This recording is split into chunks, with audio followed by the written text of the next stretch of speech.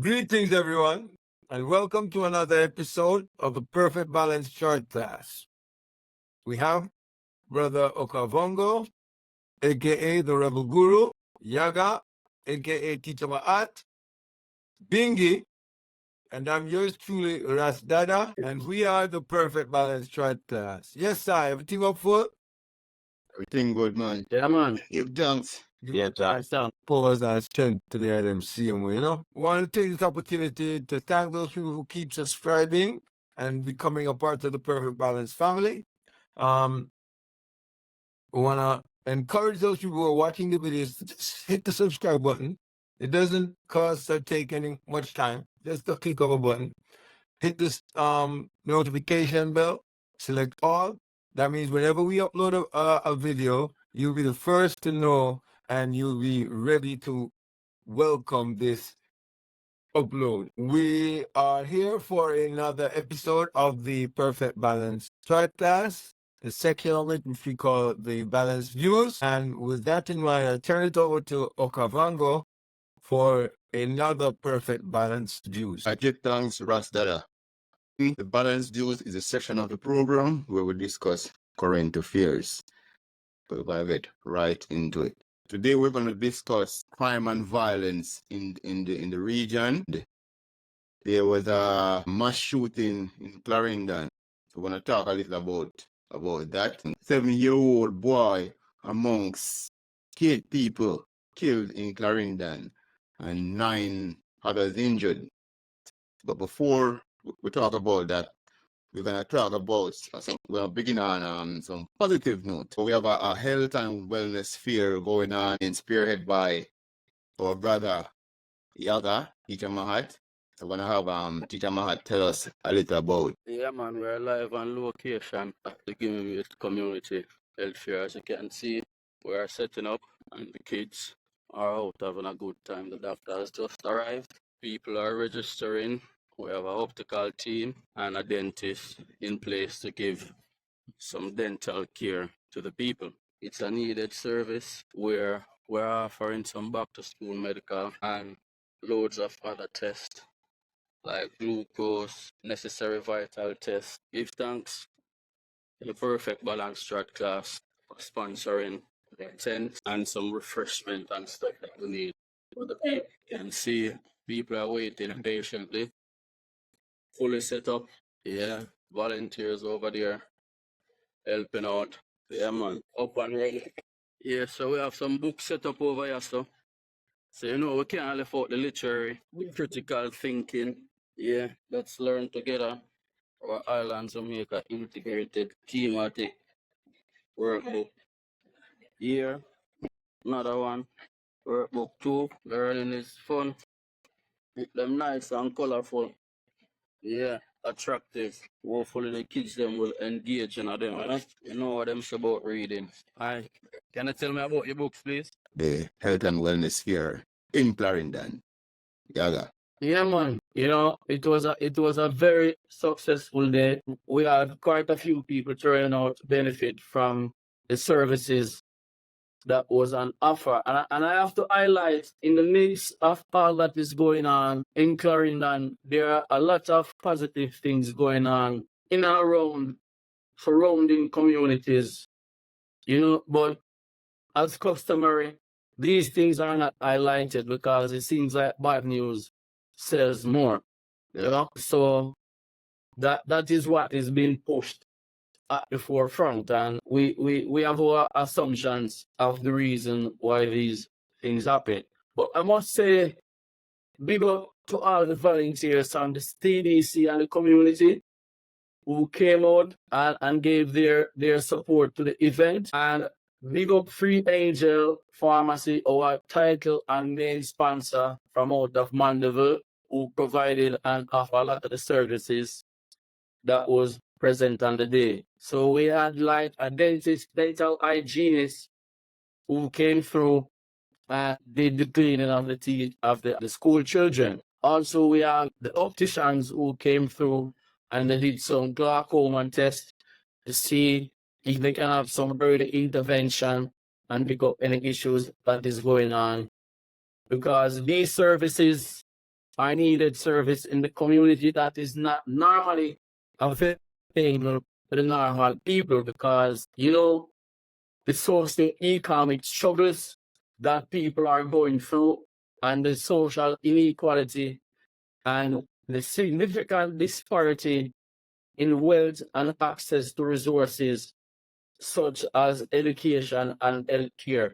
And also we had a doctor, Dr. Tolan, who is a retired doctor who has volunteered with us since 2016. Now, this is a service that is needed in the community, and when we call upon the authorities to support us in this venture, it's one thing or the other. It's either we ask them too early or we ask them too late. But on the day, sometimes we're promised and professionals to come through, and on the day they don't turn up. So this is something that the authorities and the powers that be might need to look into and see how they can support community organizations and community initiatives in bringing the service, in serving the people that we all serve. So overall, it was a very successful event, and we have to say big respect to everyone who came out and was a part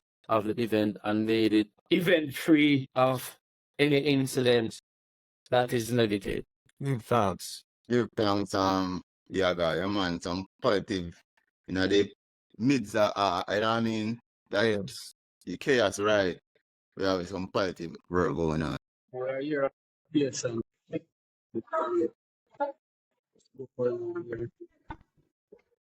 volunteer. It's here being a lot to the community. It's a good venture. You know, people can come and their blood is pressure to the American and their data. It's a wonderful venture, and it's good because it's helping out people in the community. So, you know, especially right? Look at that. Yeah, man. DK and I went to together, and he's an upstanding man in the community. And part of it, he brought his family out to be a part of the initiative, and he supports whatever activities is going on in the community. Big up yourself, DK. DK, what the K mean in your name? What's the K in your name stand for? We call it DK all the while. Know the K. King, David King. Big up DK. All right, manners. Over here, so we have the optician them. I go on to them thing, you know. So they are the eye screening, and we're just gonna zoom in a little bit of what go on the screening. So they must must interrupt your pressure.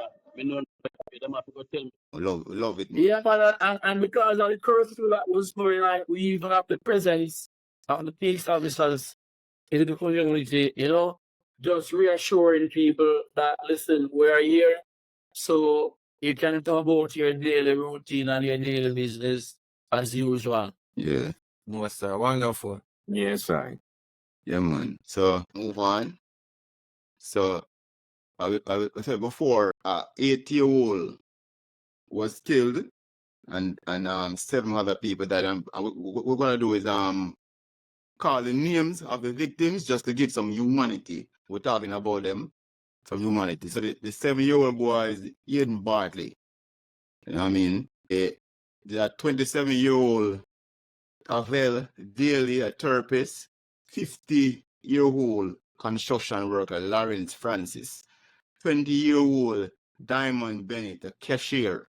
58-year-old Errol Stewart, a butcher, also known as Wagga. 32-year-old Jermaine Booth, also known as Blacks. Courtney Messam, also known as Dumby, and a lady only identified as Margaret, and we're gonna send our condolences to the victims. Well, there are a few people who have succumbed to their injuries since that has gone on, so the number has risen. The number of casualties has risen. How much you going to? No. How much is that? And I'm hearing 13. 13? Yeah, man. I didn't hear that news. Yeah, man. What do you think of? What do you think of it, Dada? of the whole incident. 8 people, one night, one community. And 18 got shot? I think 15 or 8, I think 18 man, 18 got shot. 18. Well, it's always a sad event when we hear of the loss of life. Well, anyone, any number, whether it's 1 or 1,000,000, is the same effect, you know? And unfortunately, a lot of times, people have become so immune or desensitized to these things that, you know, if it's not something we're talking about 3, 4, or 5 people, it's like it's almost as if it's normal, you know?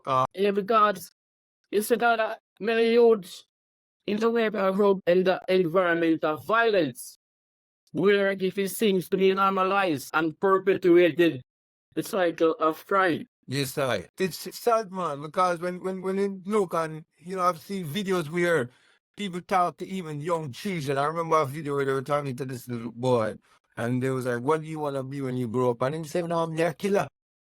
And I thought they want to be a killer. No, when a little child, They want me to chop by a loud too. when I say a little child, his ambition is to be a killer. And it's not farming and talking about. No. Right. They are mad. Things. Yeah, man. So, you know, it's unfortunate. As Brother Okabalo said, me send out our well wishes to the family of the victims. And I want us to understand that we are all victims in this as well, because it affects all of us. Even though it may not affect us on a personal level, but on a human level, it affects all of us. And we are all victims of this. And we have to do whatever we can to remedy this problem, to find solutions.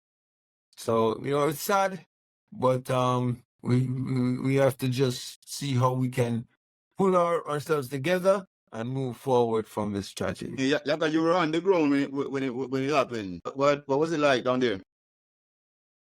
Well, it was a tense moment, to be honest, you know.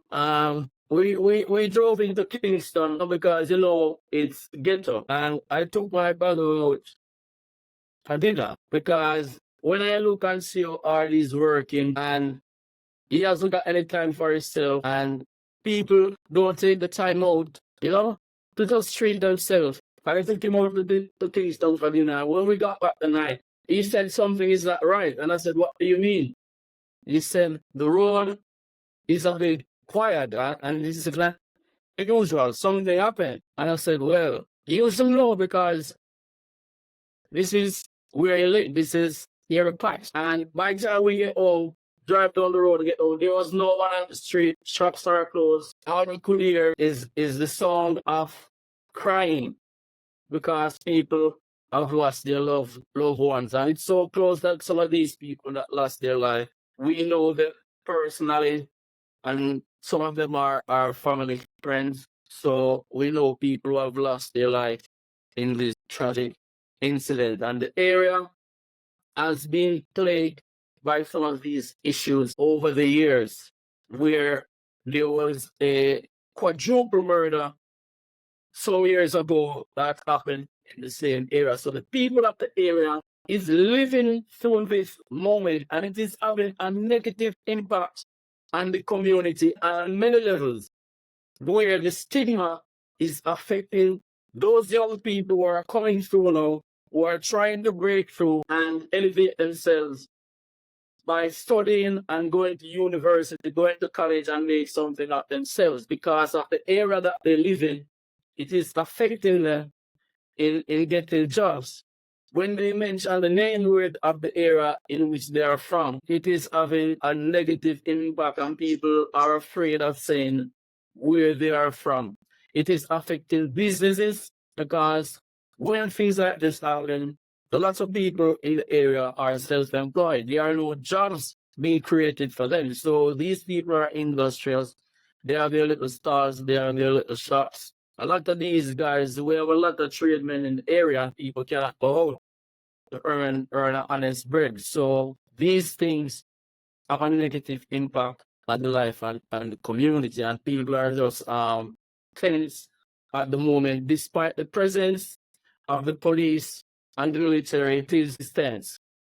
Very true. You got a 4-part the country what they want to? The geography is like this. We have Maypen, Amana Heights, Territory, then Fort Park. So a close line. Even Heights, and it's So yeah, there's some as well that this is as a result of that quadruple as well. But the people the people have the opinion there is no link, and that is one thing that they're happy about. That the area is not linked, or people from the area is not linked to that particular event. Okay. But investigation is ongoing, and there are number of intel and there are number of arguments out there. So the people, the proper intel, need to come out and just speak clearly so that the public is aware of what is going on and where the investigation is, so that the people can relax and go about their business in a normal and usual way. Yes, sir. This down, Bingy. Because in my research, I see this is becoming a normal thing because I read it in Trinidad. What this? Am I saying it right? Copperite? Cookery. Same thing. Same thing. So it is, I mean, but Bingy, what I like Exactly what I'm region. yeah. But what I think of this is he Bible died. Well, it's tragic, right? It's a tragedy when you have any loss of life, but it's more tragic when you have so many people die in one incident in one place. Yeah, mass murder, right? And Hey, that and civil war not going on. right that's mass murder. You know, when think about it, and It's a time of peace.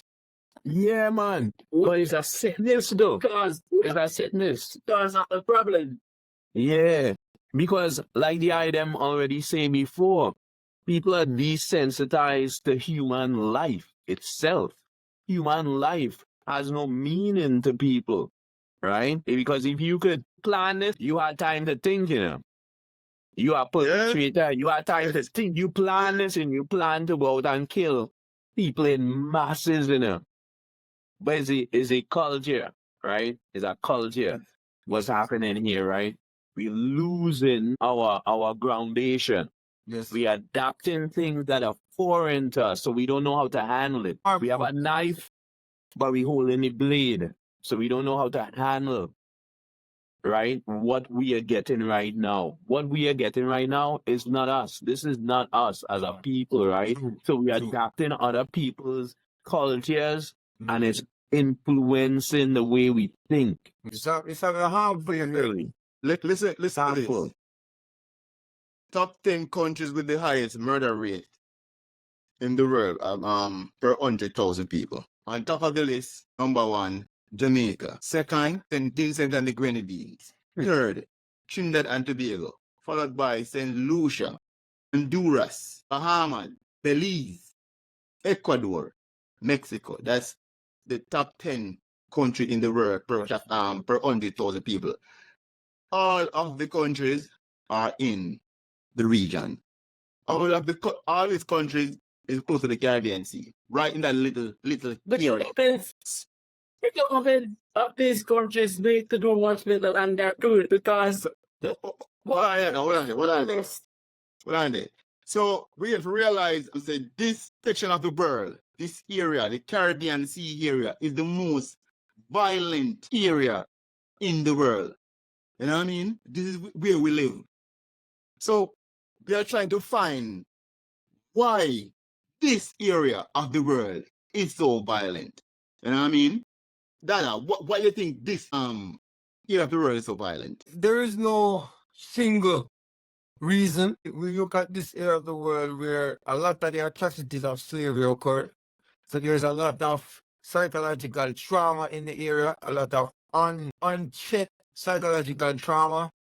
But I think, as being alluded to, is that the influence of the United States in this area and the imposition of its culture through its media, it promotes this lifestyle and it glorifies this lifestyle. It makes it seem as if this is the cool way to be, the cool thing. So therefore, a lot of the people, because most of their influence comes from the US, they see this as, this is how we're supposed to be, because this is what I see on the TV, this is what I hear in the music, so this is how we're supposed to be. And they have given up their original culture, their original way of thinking, their original way of doing things, and have adopted this harmful and negative way of doing it. And these things that we see, like the highest murder rates, or mass shootings.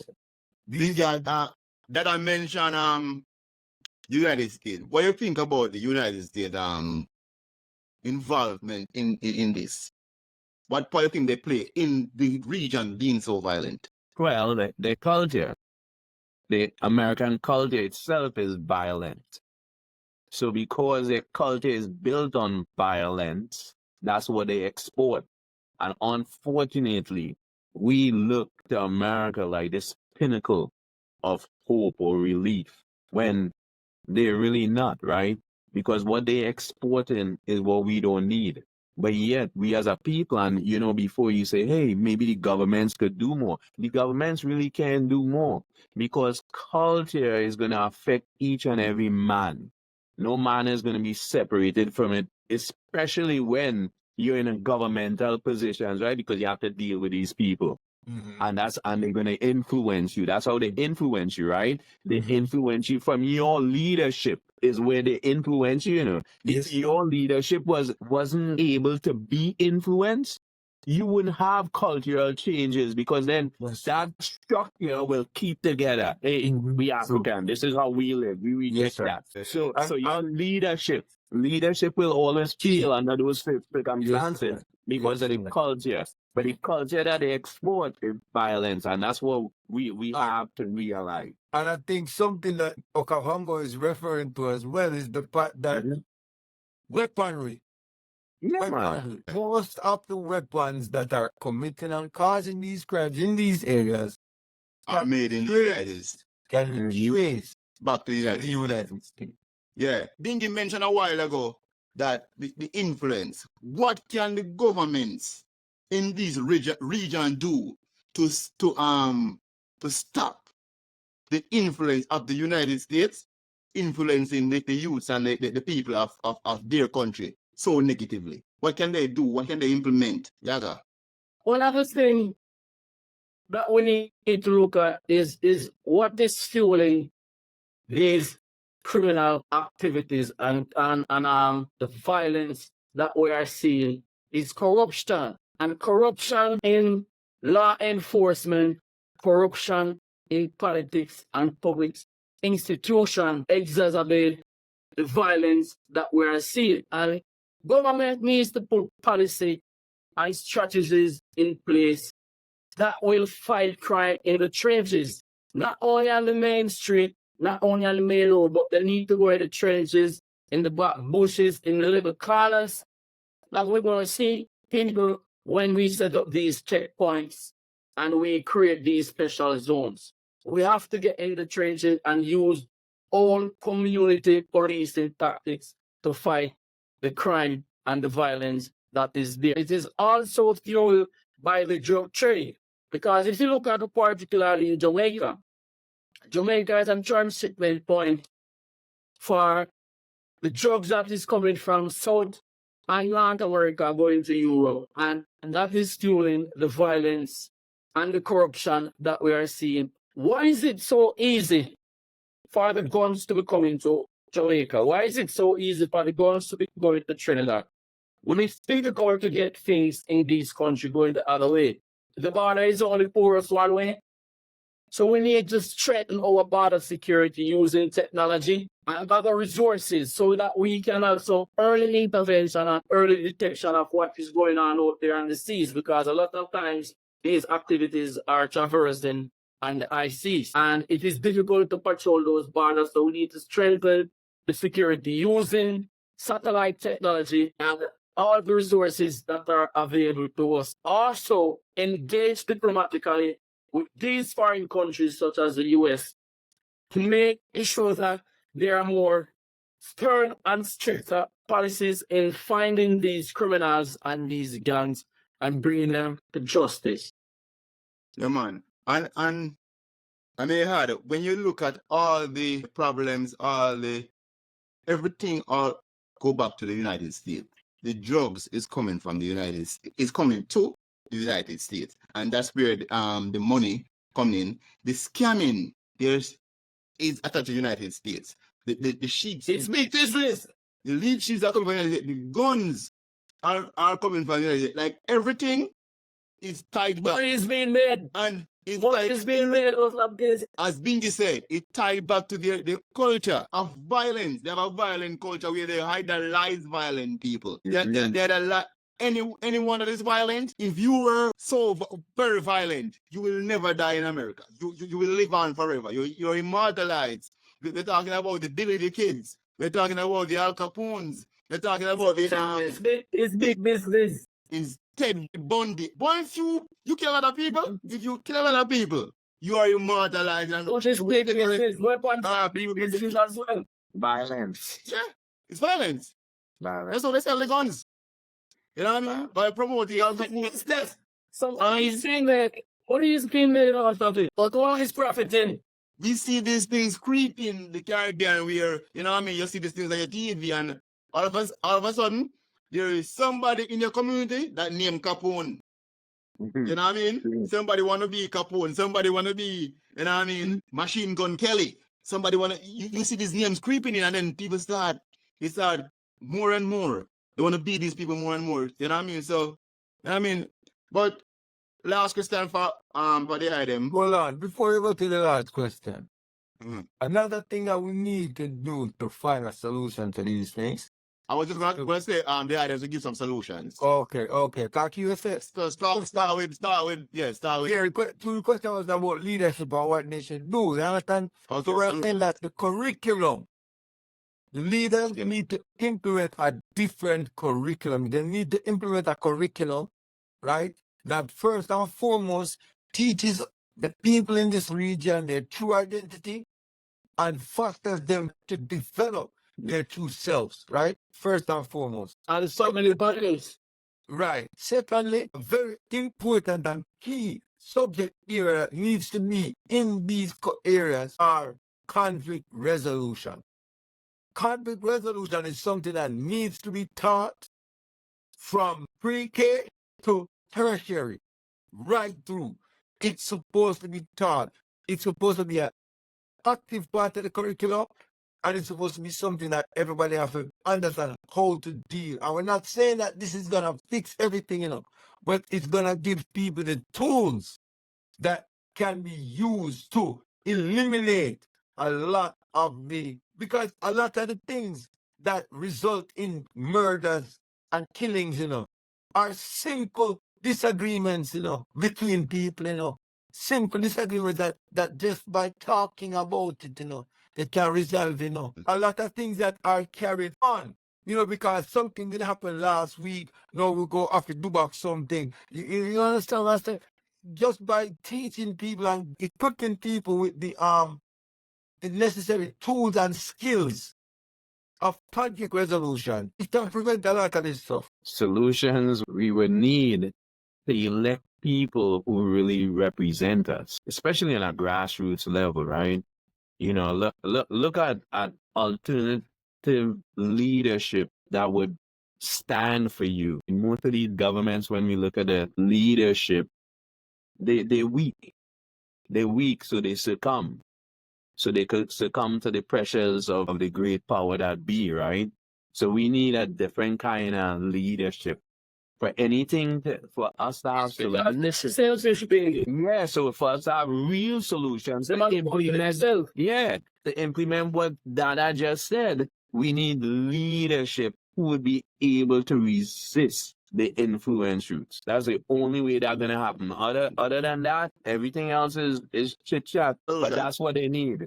Good, strong leadership. Yeah, man. Give that. Yeah, elect people who represent you. Yeah, solution. We need to see restorative justice taking place where the perpetrator has to face the victim and see how they are affected the crime that is committed against them and their family. See see how the community is impacted, see how the family is impacted. I physically child and look space and said, okay, there is forgiveness there, but you know what they say about forgiveness and forgetting. So once we start seeing these perpetrators coming face to face with their victims and showing remorse for their actions, and that is customary and standard within the communities, we will start to see some changes in people's behavior. We start to see some changes in our we hope we'll see some changes in their actions towards their fellow members of the community. But these are things that must be taught in school from an early age, because if you don't teach them, I just said that they're gonna learn about this when they become adults. It doesn't work like that. You have to build on this year on year, and when you only start, it's the better it is to have an effective restorative justice where people can solve their problems themselves. Yes, sir. Give thanks, Yaga. One solution I want to have, we have this culture of somebody off the dead back. Surprise. That the killing never stops. The killing never stops. We need to find a way to you know what I mean, to teach whoever is doing it that, listen, if you are gonna say somebody off the dead back, it's only a matter of time before you are the one that off the dead back. So we have to cut that cycle. We need at this one thing of the gangs. We need at this one thing of the gangs also. Yes, man. So So, you know, something would I like to mention as well, as we talk about solutions, right? There has to be a difference in the mindset as well of the people, right? Because the people have a mindset of, if this thing don't affect me, family, or my friend, it have nothing to do with it. Right? Until we can tell, until we see that whenever these things happen, it affects us all on a human level. There will not be a change because people disassociate themselves from the situation and from the problem. And from a person don't see that there is a problem. Like, for example, if you have a condition, a health condition, until you go and get tested or checked up and find out that you have a problem, then they don't start a treatment, they don't start to remedy the problem. Because first and foremost, they don't even know that there is a problem. You're unaware, right? So when the people don't see the thing as a problem, then it's very hard for them to see and need to take action to change. I give thanks on Rastdata, and on that note, time is getting close. We're going to end the balanced views with a quote from Marcus Garvey. Quote, "Never forget that intelligence ruled the world and ignorance carried the burden. Therefore, remove yourself as far as possible from ignorance and seek as far as possible to be intelligent." This has been the balanced views. I am Okavango, the Rebel Guru. Give thanks, Yaga. Give thanks, Bingi. Give thanks, Rasta. Yes, sir. Aye. Yeah, well, you can make more informed decision when you are educated, you know? In Clear knowledge and intelligent. yes, Yes. Bonadons. One of those. Well, no, no. Like, at least time.